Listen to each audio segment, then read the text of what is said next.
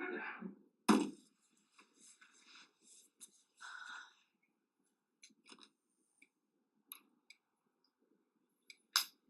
you go. Good.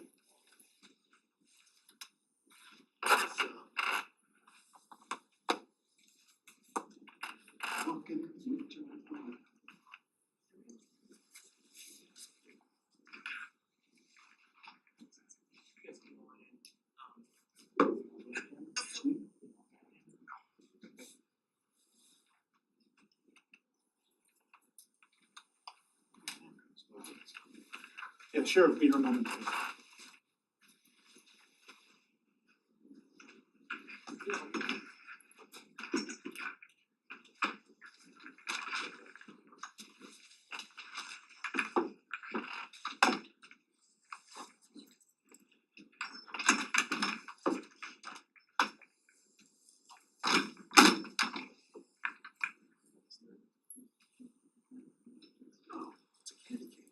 What you think, Shane?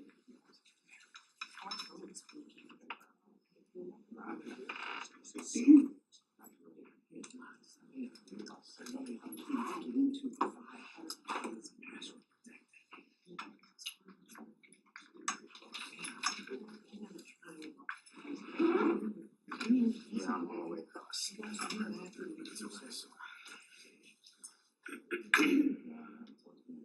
Protection in the exhibits.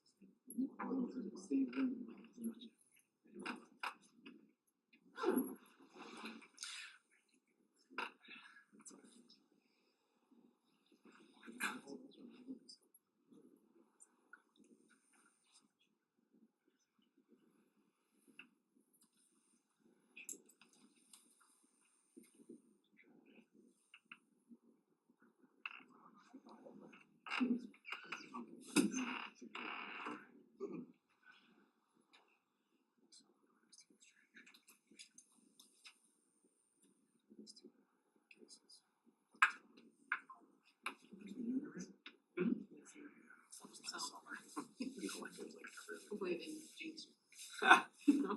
Yeah.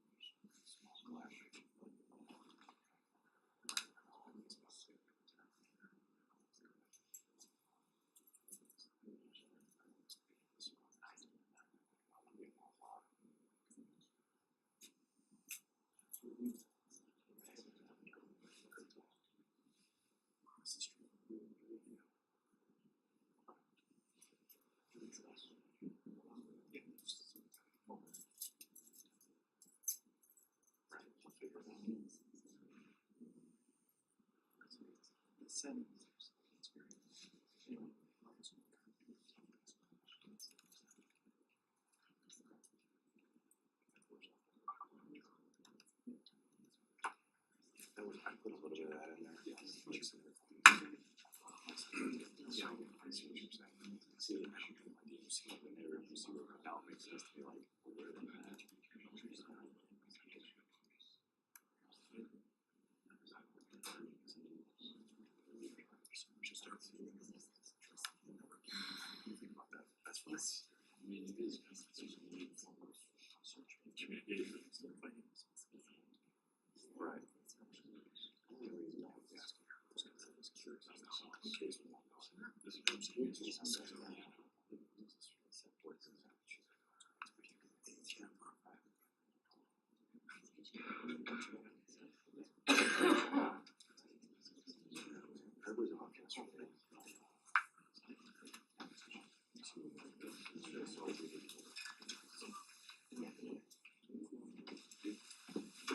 You wanna come up? Hi there.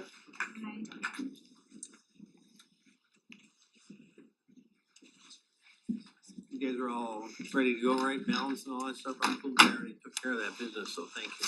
Hey, Sheriff, before you get started, did Ingrid get you on the staff? She got me. She Okay. tackled me. I I answered her questions truthfully Perfect. and honestly. I won't bug you again then for No, all no, here. she's great. I'm Okay, just kidding. thanks. Yeah, I just talked to her. Okay, perfect.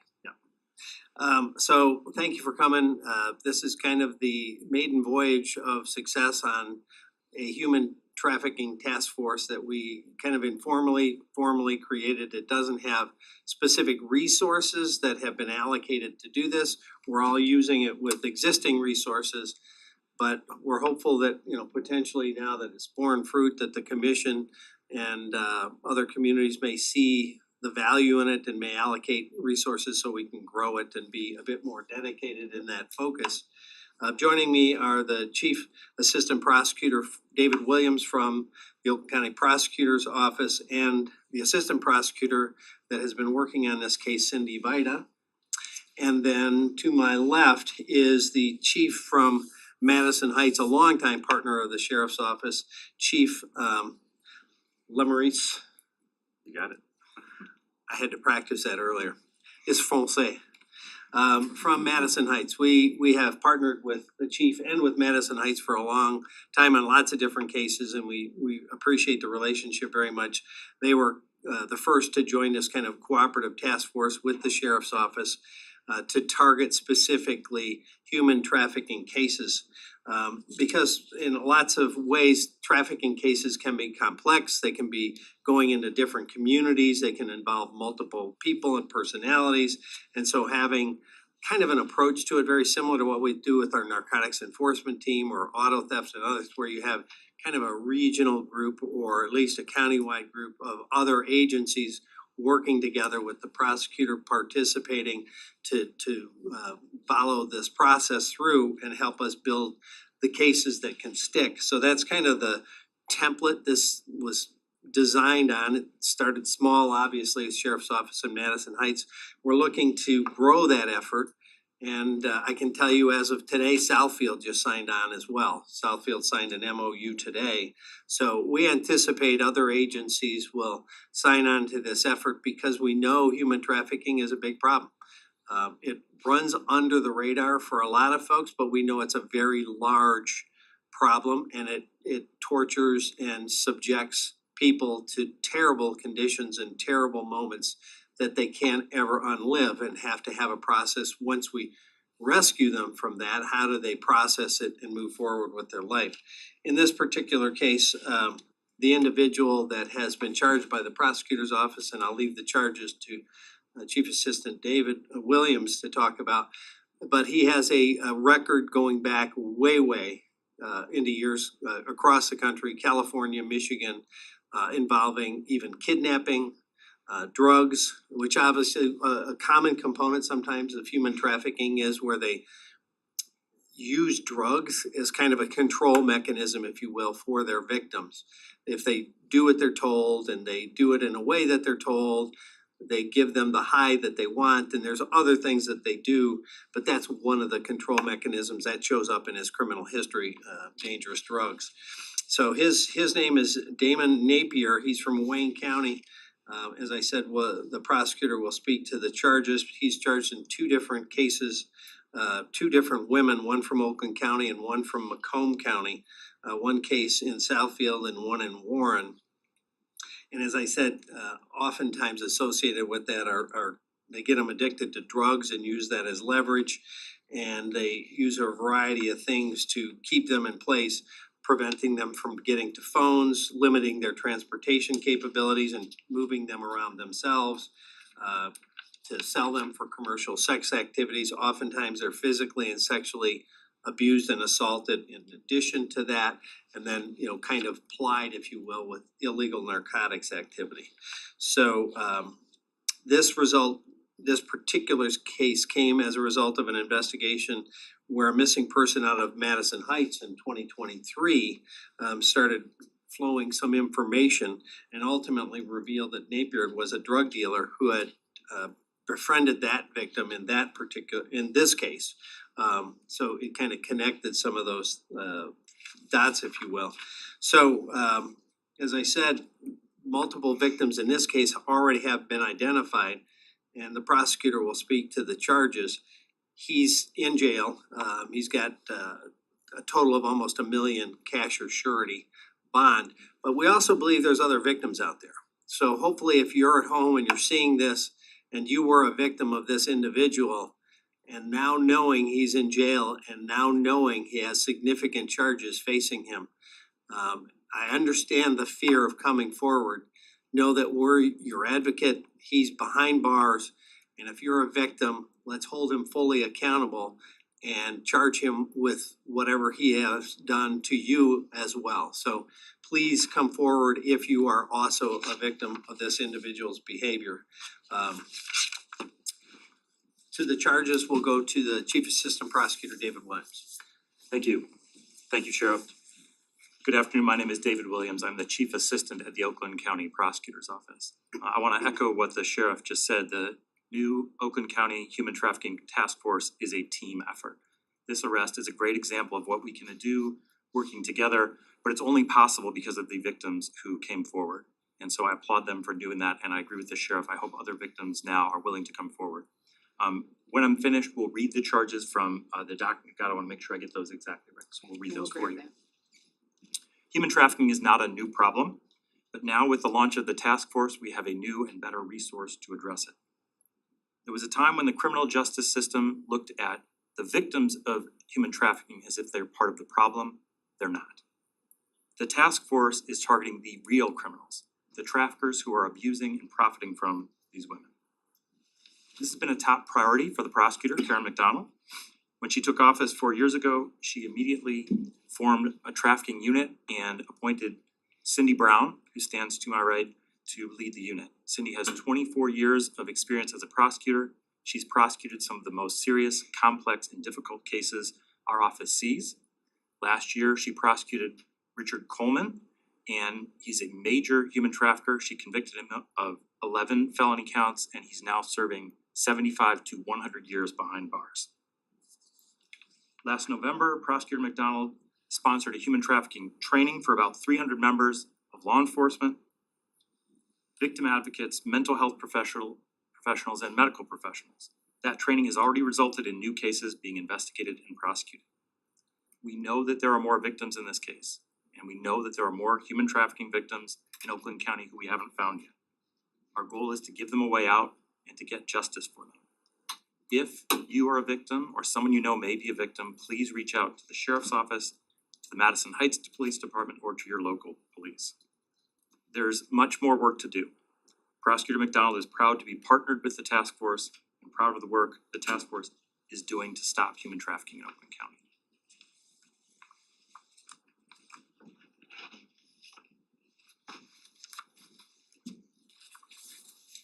So Damon Napier is charged with a total of 5 counts. He's charged with 1 count of human trafficking enterprise resulting in injury, commercial sexual activity. That's a 15-year felony. He's charged with 1 count of transporting a person for the purposes of prostitution, a 20-year felony. 1 count of accepting the earnings of a prostitute, a 20-year felony. Pandering, which is a 20-year felony, and criminal sexual conduct in the third degree, which is a 15-year felony. That's in a case out of the city of Southfield. And then the defendant is charged with an additional complaint with another 5 counts being, again, human trafficking enterprise resulting in injury, 15-year felony, transporting a person for the purpose of prostitution, a 20-year felony, accepting the earnings of a prostitute, a 20-year felony, criminal sexual conduct in the third degree, 2 counts, those are 15-year felonies.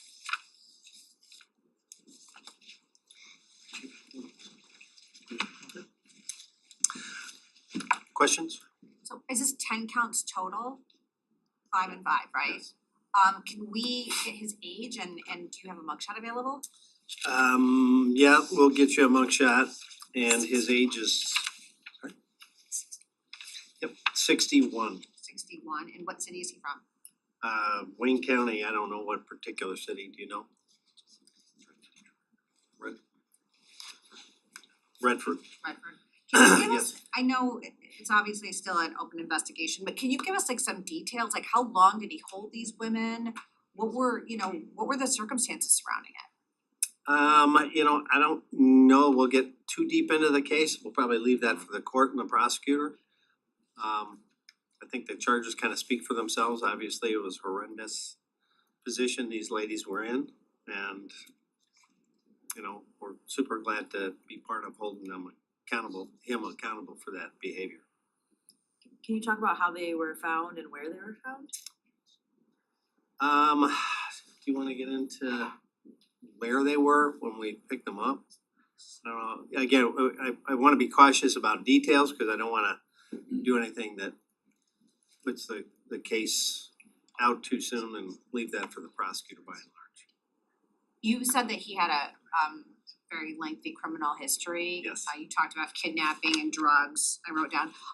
Does he have a past criminal history of sex trafficking people? Well, one that I did notice was a kidnapping in California, so I don't know what the purpose was back in that case. Obviously, you have to pull that case and it goes back a long time, but certainly seems the components of what he was doing with these poor young ladies is evidenced in his prior criminal behavior. Kidnapping, drugs, other kinds of things. Got a mugshot. You slide over, just click on the screen.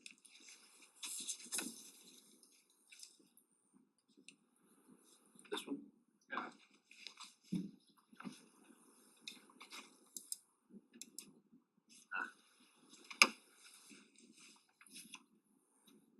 And spelling of his first name? DAMON. Thank you. Yes? How many more victims do you believe he may be? It's hard to say. We do very strongly believe there's other victims out there, but it's hard to say how many there are. Do you believe he was working with other people? The possibility, obviously this information came from breadcrumbs from other stuff, so. We don't want people to think they can get away with it or give them a tip we're looking. Sheriff, can you just elaborate a little bit more on how the task force actually goes out and finds the suspects in these cases? Well, sometimes we can, obviously it's in an infancy, but basically, part of what we encourage the public to do is be aware of the signs and symptoms of what trafficking looks like, and don't be afraid to call. If they see somebody acting in a way that reflects some of those things that I talked about, they're cowering, they're submissive, they don't have the ability to move about alone, they don't have their own identification, they don't, those kinds of things. Don't be afraid to call in a tip and say, this felt odd or looked odd, and here's where it was and the time, and I got a license plate or didn't. Then we can begin to run some of that down. Sometimes one case breadcrumbs lead to another. So it comes from a variety of forms and fashion, but we know sadly this is very prolific. And do you know just how prevalent this is, not only, here in Oakland County, but throughout Michigan and the country? I've talked to even our own human task force expert who's taught other groups around the world, it's hard to put a number on it because so much of it is going below the surface. And it's hard to quantify what you don't know, what you don't actually see. We know that it's very large. We know that the cartels are deep into trafficking across the border. So it comes in a variety of forms and fashions. Sometimes it's a homegrown kind of thing where they use drugs or other kinds of violence to put people into this position, and other times they're trafficked in from other parts of the world specifically with that purpose. And typically the demographic they're going for is younger women. Well, there's two kinds of trafficking. There's labor trafficking and sexual trafficking. So obviously a very large component of sexual trafficking involves women, but it also involves, you know, males and even young people, including young boys. You know, we've seen that tragically in other cases where people have trafficked even their own children. And oftentimes those are boys. So it's a crime that doesn't have a particular victim. It can victimize pretty much anybody, anywhere. And we've seen that. And that's where I think as the public becomes more aware, maybe we'll get some more breadcrumbs. And, you know, if we can grow our task force, we can make even bigger impacts running some of these to ground. Thank you very much. I have a couple of questions on an unrelated case that, you know, the stabbing that occurred. I know that earlier, you know, your office said that you didn't know anything about motive. Has that changed? Do you guys know anything about what might have occurred? Well, we're running down a thread that potentially the motive might be related to some kind of religious complaint by the attacker, some kind of thing involving what he said to the person he attacked. The actual suspect in this has requested a lawyer and is not speaking to us. So we're not gonna get from him what actually put him into motion, but both the attacker and the victim are from Afghanistan. And there may be a component that relates to some kind of religious reason in the mind of the attacker, but that we're still running down. And where did this occur? In the victim's home? It occurred at the victim's home. The attacker went to the victim's home and attacked him there.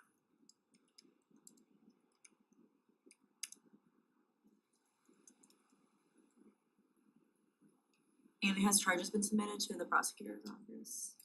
I don't think they have as yet. They just, you know, finished the attempt to get an interview with him and he requested a lawyer. So that's all part of what goes into it before we hand the case over to the prosecutor for, you know, a look at it from their side of the street, if you will. Thank you. Do you have some update on how the victim's doing in that? Yeah, thankfully the victim's doing better. He was critical yesterday, had a lot of surgery. Today he's stable, which is a good sign. We think if he continues on this road, he's going to live. But given the ferocity and the viciousness of the attack, I mean, I one of the early estimates, and obviously once they get in there with surgery, they'll know how many actual, but it was like 20 plus slashes or stabbings. So it sounded pretty terrible. All over his, like, do you know where the, just, wow.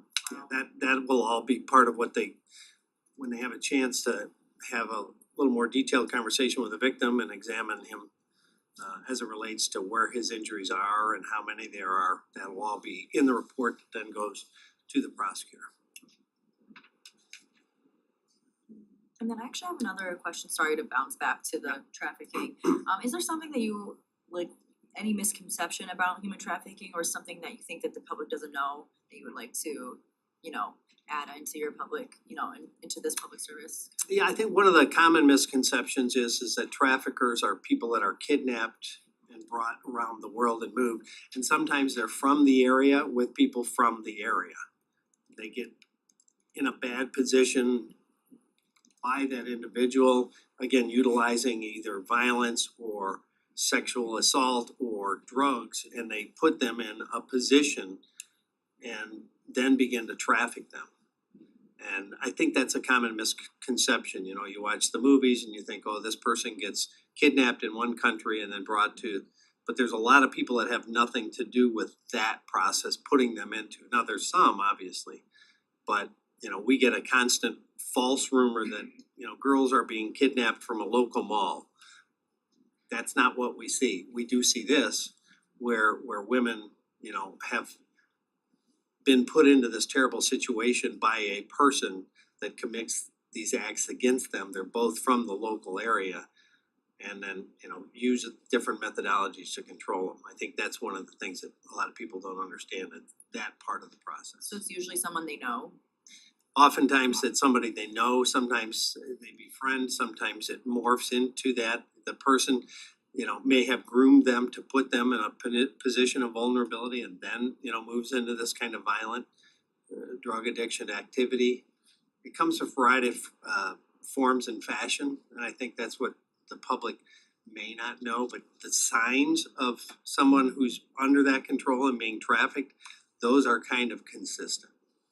Go through those signs, I'm sorry. Yeah, so if it looks like they don't have the control over their own movements, if they don't have the ability to communicate freely on their own, if they don't have control over their own identification, they don't have control over money, they're walking or acting in a kind of subservient fashion in addition to some of those other things, that's some of the things that we see. Anybody want to add anything?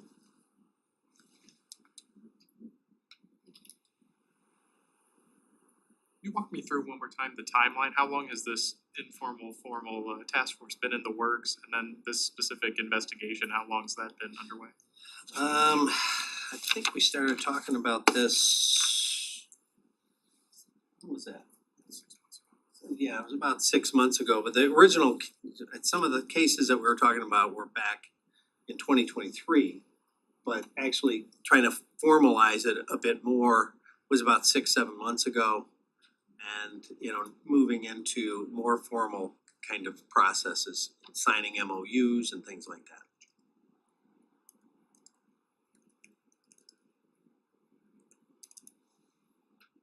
Okay.